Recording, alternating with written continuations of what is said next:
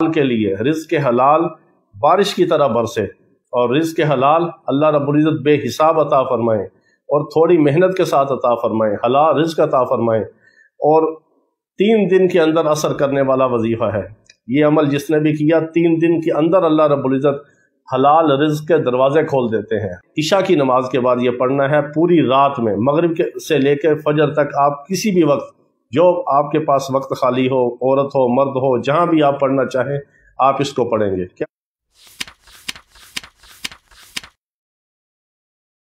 پڑھنا ہے آپ نے؟